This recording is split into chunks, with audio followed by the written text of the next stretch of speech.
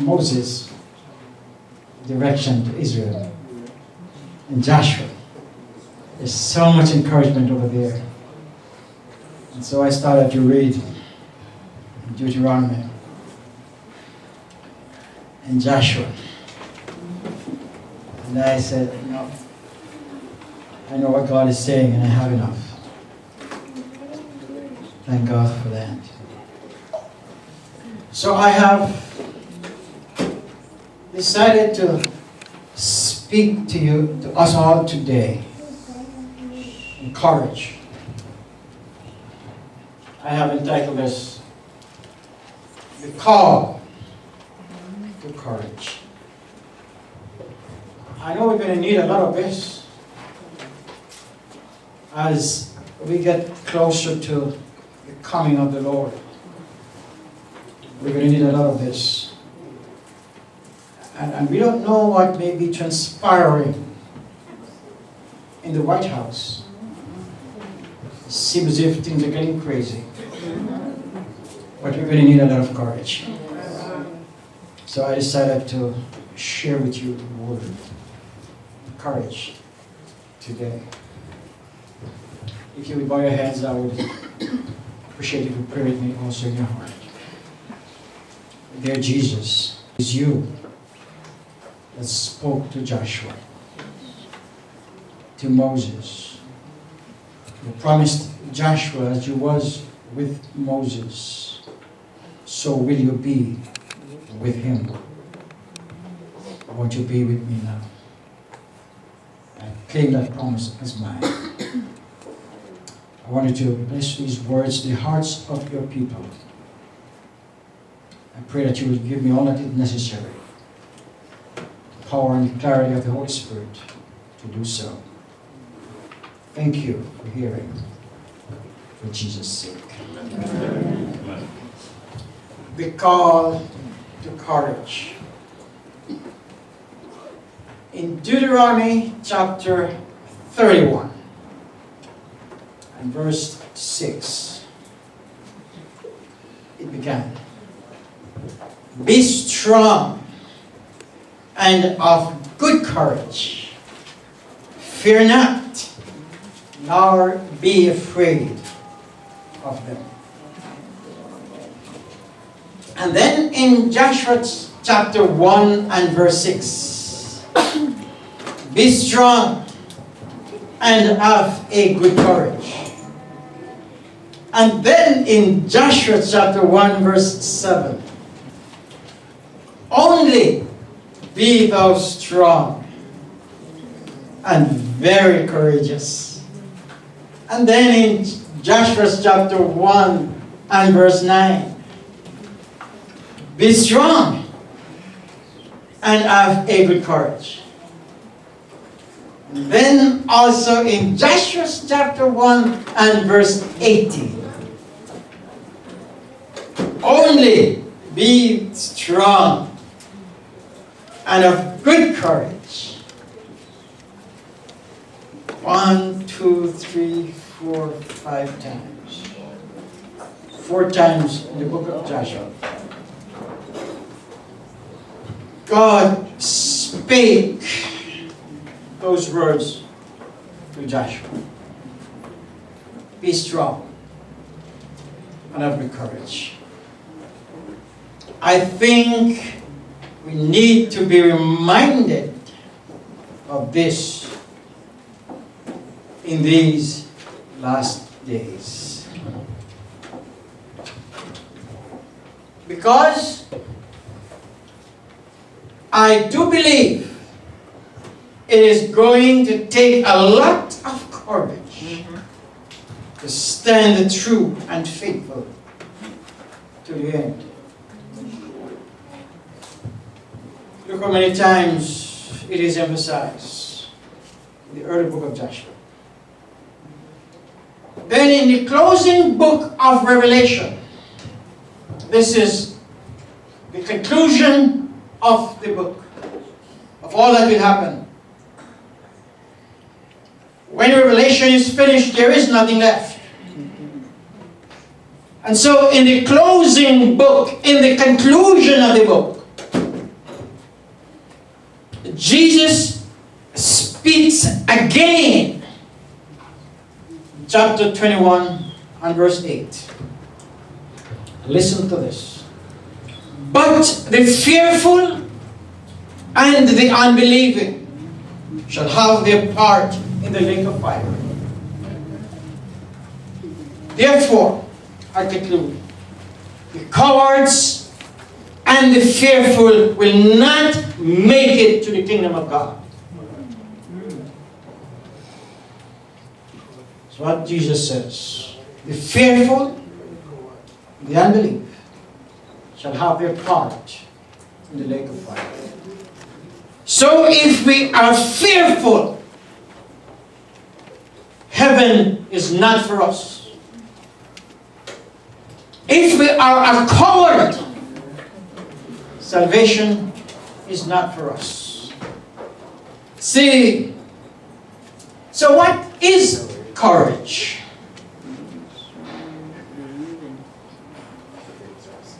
What is courage?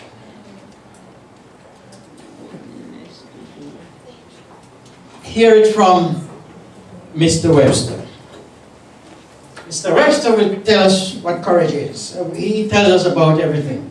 He is the master of the English interpretation. And so listen to what he says. Courage is the quality of mind that enables one to encounter difficulties and danger with firmness or without fear.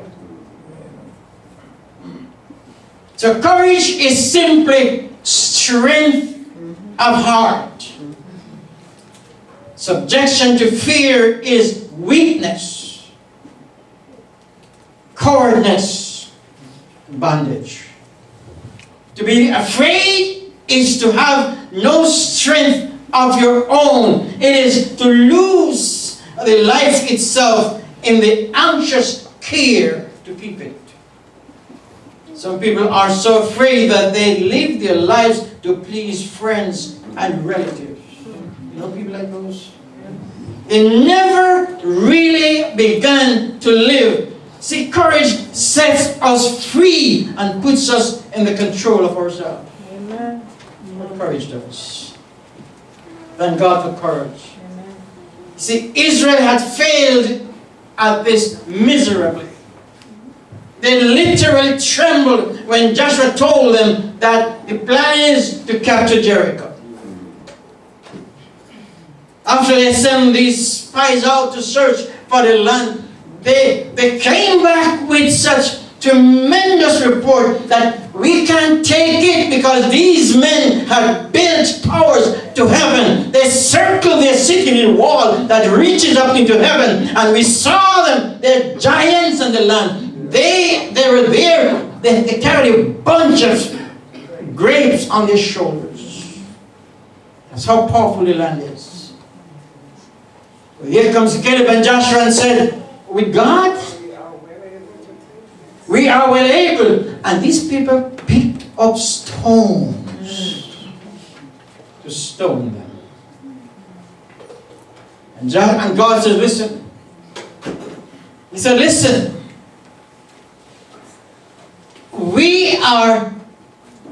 God was so mad with them that God wanted to kill them all. Because they messed up so bad. How quickly they forgot who God was. God who led them through the Red Sea experience and divided that sea for them. Now they said they can't take Jericho.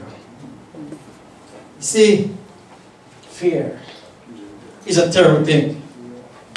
But because of our intelligence and sensibility, it gives us something. Fear must go along with cautiousness. But we are intelligent beings. And there is a wide difference between courage and insensibility. A man may rush into danger without hesitation, simply because he does not know what danger means. Like a baby close a door with his finger in the door crease. never seen that happen. Crying alone. The brave man is intelligent. He faces danger because he understands it and is prepared to challenge it. The more keenly we are awake to peril of life, the higher is the possibility of being brave. After all, if there is no fear, there is no courage. If you do not have fear, you will never have courage. Courage is won by getting victory over fear. Think of the first trip across the ocean by Christopher Columbus. Everybody said the earth is flat, so if you travel and travel, you're going to reach to the edge where you fall over. And that's it. People did not venture out more than they could see themselves. And here comes a man, brave and courageous. He said, I don't believe that. I believe that something's beyond that. And he went to the king. He refused to help him. Thank God for the women. Because a woman was on the throne in Spain, and this woman said, all right, listen, Elizabeth. Listen, said, all right, go ahead. But you're not going to lose any of my sailors. If you want to go, I'll give you some prisoners. They didn't trust him. He gave him prisoners to sail along. They nearly killed him on the way when they found out that it was taking him a long time, more than they thought. They nearly threw him overboard. We're going to throw you overboard and turn back. We're giving you a couple of days, or else we're going to throw you overboard. Luckily, they've seen little pieces of wood floating on the water, so land's supposed to be near. If you do not have fear, you will never have courage. Courage is won by getting victory over fear. Think of the first trip across the ocean. Yes, think of the first man that goes up in the sky with an airplane. You ever thought of that? He built it, and I've never seen somebody put somebody up there, but he went up there. It killed a couple of them in trial. But they have to be brave to do that, isn't it? Yeah. Men of all nations and in all ages have manifested surprising degree of physical courage. The writer of the epistle to the Hebrews, he says, after reading the roll call of heroes of the country, he finally declares, time would fail me to tell all the stories of their mighty deeds. Hebrews 11 and verse 32. So when I was a teenager, in fact, even a boy upward, I was afraid of the dark. I was only free in the daytime. See, in the daytime, I would go anywhere. In the bush, anywhere at all, I go. But when night comes, not even if I have to go to church at night, I have to make sure that somebody in my district is going to church so that I will have company coming back. I'm not going to walk into church in the night, coming home at night. The fear. A lot of stuff. I want to go anywhere. Not even the church. I know one is more fearful than I do. Fearfulness is a strong weapon of the devil to keep us from adventuring anywhere that we think we are not going to be comfortable. Some people are fearful of what other people say far more than what God says. You know that? A lot of people will be in the church worshiping, but because their husbands say, or because their wives say, or because their friends say, they ain't going. They're fearful of men. Jesus says man can kill you, the body, yes, but that's all he can do. So I don't fear of any man. They can kill the body, So we better be fearful of God who can kill both body and soul in hell. When you are courageous, you have to plan to give up something. Courage is sustained with self-denial. Courage is sustained with sacrifice. Courage is sustained with blood and nurtured in the rich food of difficulty and brutality. Can courage die? While the devil is still going to and fro like a roaring lion, seeking whom he may devour, shouting destruction, spewing evil, while there is yet God's standard of righteousness to attain to, while a man still live in this sin-infested planet, while male and female must face the vile onslaught of sickness, pain, and death, while all around enemies of souls encamp, can courage die? 1,000 times no. Courage does not only take place on the battlefield, my brothers and sisters. One of the greatest fields where courage is displayed is in the church of the living God. Amen. You can see it anywhere you go. Paul reminds us that we wrestle not against flesh and blood, but against principalities and powers and rulers of darkness of this world, against spiritual wickedness in high places. Ephesians 6, listen to the Apostle Paul, verse 10. He said, "My brethren, be strong in the Lord and in the power of his might." In this 2019 that we are facing, we better let this be our determination. Satan knows that we are drawing close to the end, and he has a lot of tricks up his sleeve. And he has it for us as Christians. You see, Satan is not bothering with those out there in the world. He is making sure that he's guarding us from reaching them. So he will do everything possible to us so that we do not reach them. And we ourselves in our stupor will be lost. Look at verse 2, 11.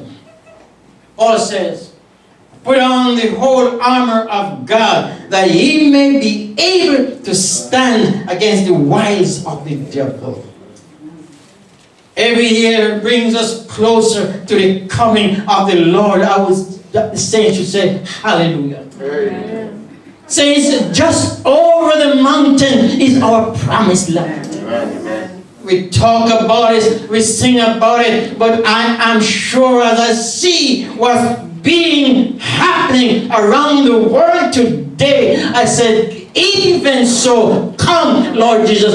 Do you know, as I speak, I was reading the updated Fox Book of March, right up until today, since 2011, 165,000 saints were martyred and killed.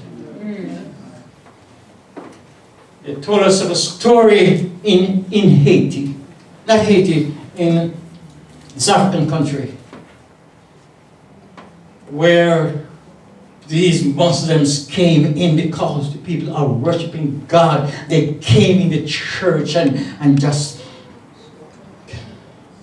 strike them down and burn the church. You think we're having it easy? The Lord has to come back soon. Every year brings us closer to his coming, brother, and who knows what this one may bring. Not one of us in here, young or old, knows the future. Maybe this year is that year that God may call you home. You and I don't know about it. Many young people were gone this last year. This year, oh, who knows who will be. We must be strong. The weak falters under pressure. The courageous bears all the buffeting of faith without flinching. All those who will enter through the pearly gates are no wimpy, washy cowards, flimping, flopping saints. We are strong people for God. Sometimes we have to look the devil in his face and tell him, although it is rampant, we look him in the face and say, get behind me, Satan. We have to shake him off. We have to realize who we are and who he is. Let me tell you something. We sit in church every Sabbath and we sing, come we that love the Lord, let all our praise be known. And we sing, we are nearing home. And yet we go out there one moment and Satan offers something to you that looks good. And you say, well, this is better than what God gives me. And you grab it. And you're going about your business and forgot the promise. Oh, I love this song. George Duffy, the poet, in 1858, emphasized what Paul says in Ephesians 4:6 and 14. In song, stand up for Jesus. Ye soldiers of the cross, lift high his royal banner. It must not suffer loss. From victory unto victory, his army shall he lead. And every foe is vanquished. Christ is Lord indeed. Every time we Adventists dressed up on Sabbath morning and come to church and sing, yes, it's victory. And Satan don't like it. Every time I got my little money and I take out my little tithes and offering and put it in the envelope and bring it to church and put it in the box, it's victory. Amen. Because Satan don't like it. Many of us are held captive to the fact that, oh, God can't provide. That's why God don't like cowards. Amen. Because even when the rent piles up and you can't afford it, put God's share in the plate. And then when you can't afford it, say, God, didn't you tell me to be faithful? And God will come true for you. Yes. Brothers and sisters, I'm telling you what I know. Yes. When I was in college and get my little pittance, I put my tithes in the plate. And sometimes, let me tell you something, sometimes when the tuition time comes and I don't have it, I get on my knees and say, God, didn't I be faithful? Amen. By the time I look around, I pay my bills. Amen. You see, you can't take care of your business yourself if God is not in the picture. Amen. I got a joy this holiday. I sent $100 each to my nieces in Jamaica. They were happy. One day, they all called me back and said, thank you, Uncle. But this one that called me, I was joyful. You know what she said to me? She said, Uncle, I want to thank you. But the first thing I do, I took out my tithes and my offering. Amen. And I sealed it up in an envelope. Because, Uncle, I am done playing church. I told Satan to get thee behind because victory this 2019 is mine. Amen. Amen. I said, right on my knees. She said, I know that God's time cannot be much longer. I've seen it. Amen. Every day on the street. I'm in the church all along, and I'm not going to let Uncle Alec tithe to keep me or anything out. I'm telling Satan that this 2019 victory is mine.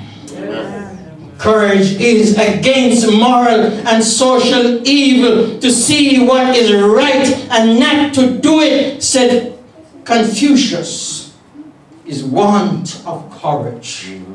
The noblest form of courage is to stand fearless for God and for right.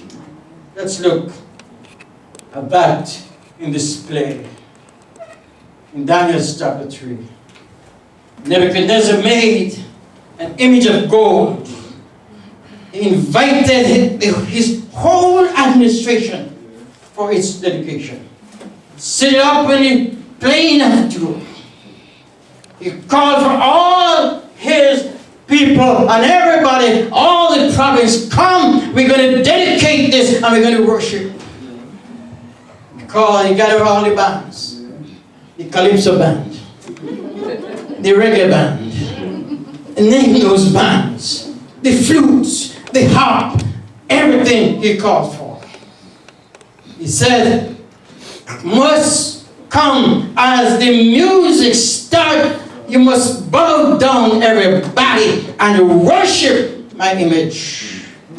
And whosoever does not fall down and worship shall be cast immediately into the midst of the burning fire furnace. He never remembered that there were 3 Seventh-day Adventist boys. He never remembered that. 3 Seventh-day Adventist young men that he has set over the province of Babylon, that understand the difference between Saturday and Sunday. Between what God says and what man says. They believe in the God of the thou shalt not. The names were Shadrach, Meshach, and as I call the other one, a bad Negro. Ready for the battle. When the music played and everybody bowed down and worshiped, these 3 boys decided to stand firm on the side of their Creator, who said, thou shalt not bow down thyself to them, nor serve them. Thou shalt have no other gods before me. The spies, you see, they were looking at them. Although the music were playing and they were dancing to music, they were looking at them, because, let me tell you, everybody looks at Adventists.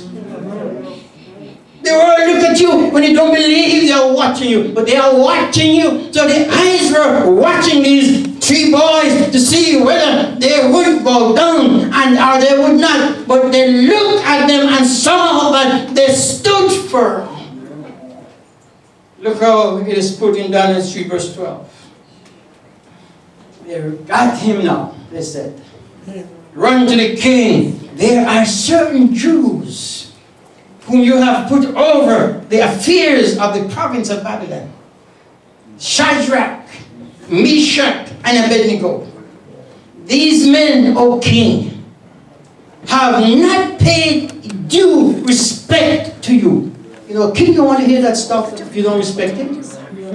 So they put it that way. These boys have not paid due respect to you. They do not serve your gods or worship the golden image which you have set up.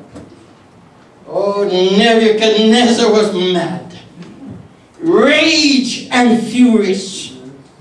He said, what are you saying? Bring them boys to me. So they dragged them before the king.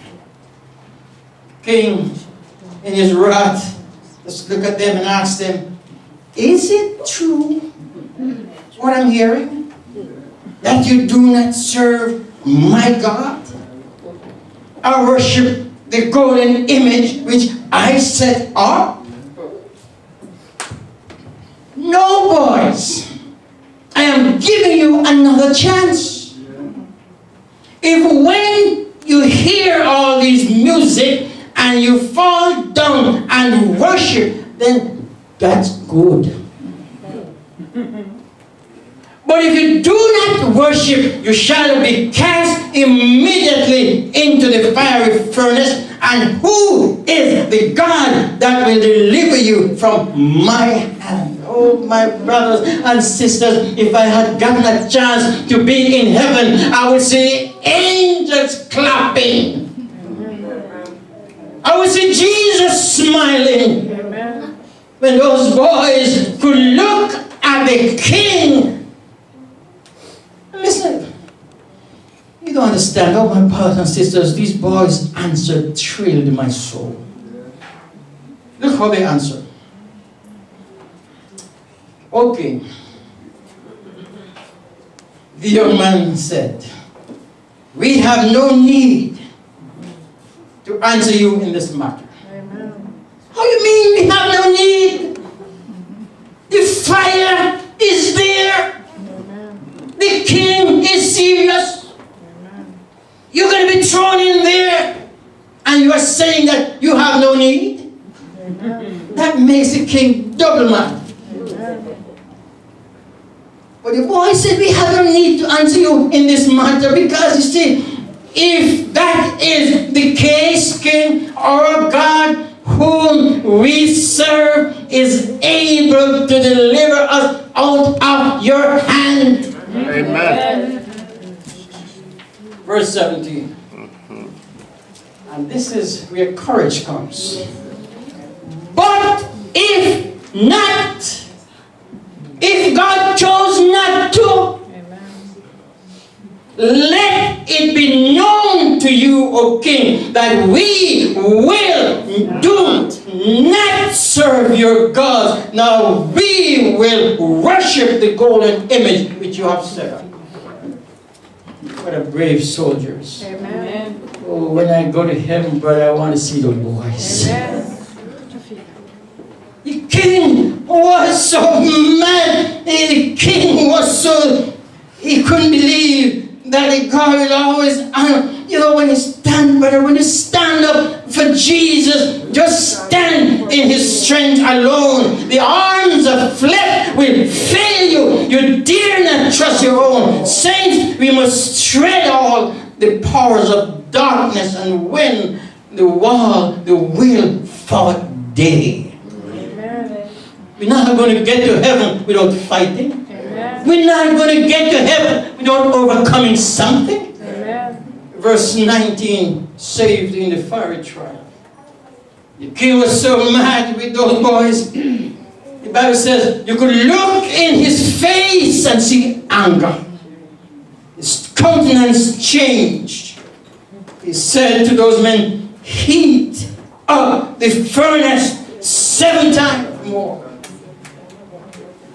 Bind those boys with ropes, chain them up, and throw him in the furnace. Let me see which God will get them out. Jesus smiles at that because my God has power over the fire. My God can walk on water. My God is the creator of heaven and earth. All power is given unto him in heaven and earth. Amen. Brothers and sisters, take God serious. No weapon that is formed against the children of God will prosper. Amen. Praise the Lord. God is able to deliver if we are faithful. Amen. Verse 22, therefore, because the king's command was urgent and the furnace was exceedingly hot, the flame of the fire killed the men who took up Shadrach, Meshach, and Abednego. Throw them in. Just the flame killed them. Verse 23, these 3 men These three faithful Christian young men, they threw them in the fire, they fell down bound into the midst of the burning fire furnace. Then the king Nebuchadnezzar was astonished. He rose up immediately and looked in the fire. He said to his counselor, "Did we not throw 3 men bound into the midst of the fiery furnace?" And they said, "True, king." "But look," he said, "I see 4 men loose, walking in the midst of the fire, and they are not hurt, and the form of the 4th is like the Son of God." Amen. Wow. Jesus will do everything possible to deliver us. Amen. If God can deliver us from a burning fire, God can deliver you when you go to the job and that boss tells you that because you have to work on the Saturday, I can't give you a job. Look him in the face and tell him, Amen. Hallelujah. "Thank you." Yes, amen. Walk away and go home and get on your knees and talk to God. Yes. God will pull you back and He will call you back, Yes. Amen. give you the job. Amen. I'm in college with no green card, no support whatsoever, must pay my bill. And when I looked, nobody. You know, Huntsville and Alabama, those days didn't even look at black people. Harry, my job, my school bills needed to be paid. I went to a place that never hired a black soul in his life. Federal place, that is. After I talked to God and said, "God, you sent me to school. You are preparing me for the ministry. You have all right to protect me and to bless me." Amen. I went over there, asked for a job. We line with white men, line up from here right down there, everybody application. I passed all of them like a brave soldier. Yes, I am a soldier of the cross. Amen. Walked to the beer and I got the job. Amen. I worked there and this school finished. Finished my education. Over there. You see, the king Nebuchadnezzar was astonished. He rose up immediately and said to his counselor, "We cast 3 men in, but look what's happening here. The form of the other is like the Son of God." You see, he know about God, but he was playing games. See, our heroes, record saints are in heaven. That will be registered in heaven is gained on the spiritual battlefield. That's where the supreme struggle is fought. So saints, don't jump off the ship because of conflict. Don't leave your church because of problem. Don't get aboard because things don't seem like it's going well for you. Sometimes God is just putting you through a little trials to see how well you will take it. So long as the conflict lasts, while dark forces of evil sit enthroned, while bodies and souls of men are enclosed, while God's people still wanders in the wilderness and sees only afar off the promised land, our most important need must be for courage. Amen. Courage like Shadrach, Meshach, and Abednego to face our fiery trials. Courage like Daniel in the lion's den. Courage to love the Lord with all our hearts and soul and bodies. Courage to be companions for God, to stand boldly to advance the standard of the cross. As we face the closing days of this controversy, courage is our only hope and our only safety. It is the defender of what is right. Courage is the standing army of the soul, which keeps the devil's conquest and pillage away. Unless we are brave and courageous, we can hardly be trusted. We cannot be truthful. We cannot be generous. We cannot be just. We cannot be righteous. We cannot be saints. Courage is the thing.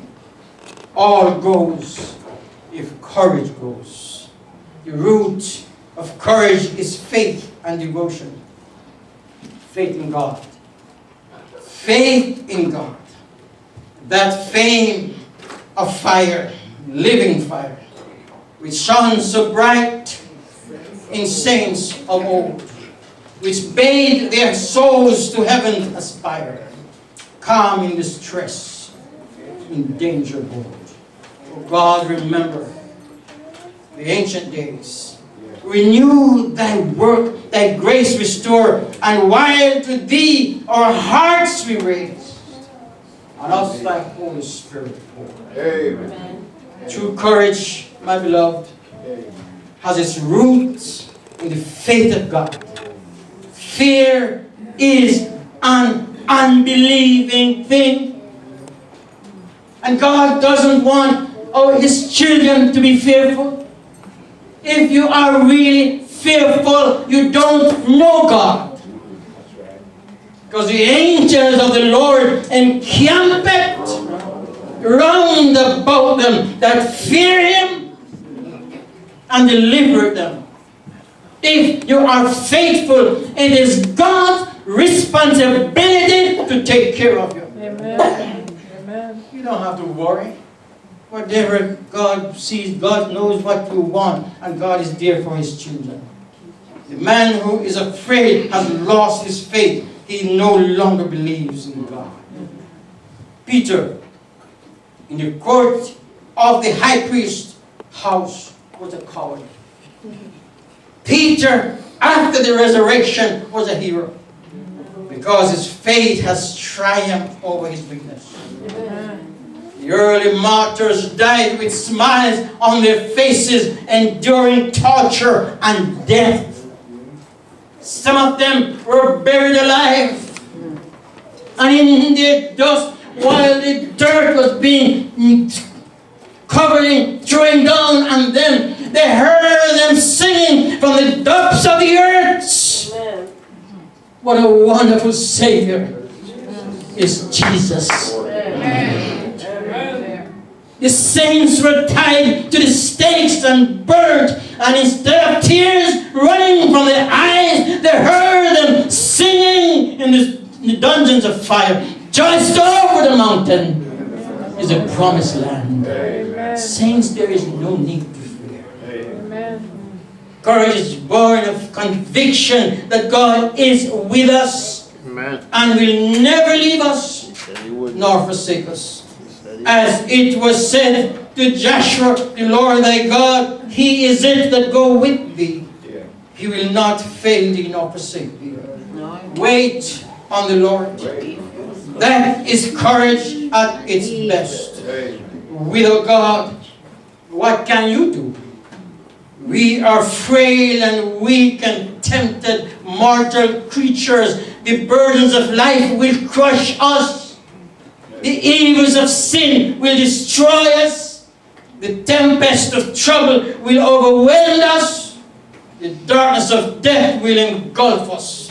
But if we are connected with God, we can resist and endure and fight and conquer in the strength of the Almighty God. Amen. Like David may defy every foe. Thou comest to me with a sword and with a spear and with a shield, but I come to thee in the name of the God of hosts. Oh, I know I must close, but let me just finish and tell you what devotion is. Devotion is courage, twin brother. The most timid of creatures will fight in defense of its young. With a courage bred devotion your child in a danger, you will run into a burning house to get your child out. So the root of courage is devotion. It is usefulness. It sustains.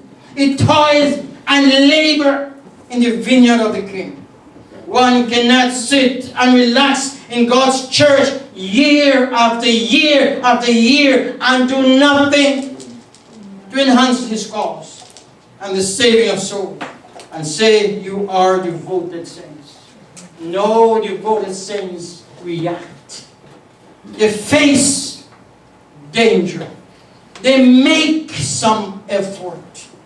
Saints, this is 2019. We do not know what kids behind these unknown. The days, the weeks, the months, and the year. But one thing I know, the captain of our salvation ever goes before us. Amen. Jesus says, follow me. And He's still saying that to us today. Amen. Satan will build up obstacles before us. He will build up all kind of stuff, but it doesn't matter what Satan brings to us. Follow Jesus. Amen. He will see us through to the end. My brothers and sisters, we are nearing home. It's not a time to play. The fight is thickest now, but we have an ever-present help in time of need. Declare and call, if you would. Jesus is making today is for us to trust Him. Come, every soul, He says, by sin oppressed. His mercy, the Lord.